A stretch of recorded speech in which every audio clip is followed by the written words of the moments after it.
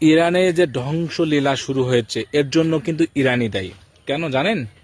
যখন ইসরায়েল গাজার উপরে হামলা নৃশংসভাবে বোমা বিস্ফোরণ করছে, মিসাইল বিস্ফোরণ করছে, তখন কিন্তু কোনো মুসলিম রাষ্ট্র, মুসলিম দেশ, মুসলিম সংগঠন কিন্তু গাজার কাছে যায় নাই, তাকে সাহায্য করে নাই।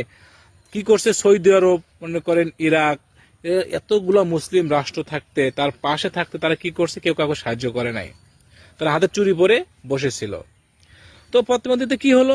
যে বিরোধী দলই আপনার মনে করেন যে নেতানিয়াহু সাহস পেল, আসলে কি মুসলিমরাই দুর্বল, এটা তারা প্রমাণ করে দিল।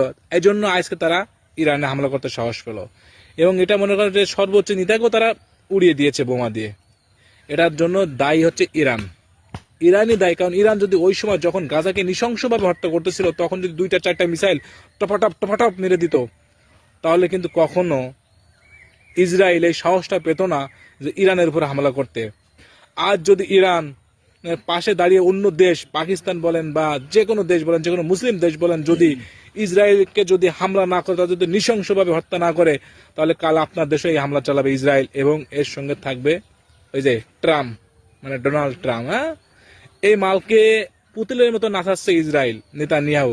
আর ও মাল তো ডলারের দাম বাড়ানোর জন্য ও ব্যস্ত। ওর মনে করেন বাস দিয়ে দিচ্ছে, কেউ টের পাচ্ছে না। ঠিক সেইভাবে কিন্তু মুসলিম দেশগুলোকে আগে বাস দিবে, এটা রেডি থাকুন।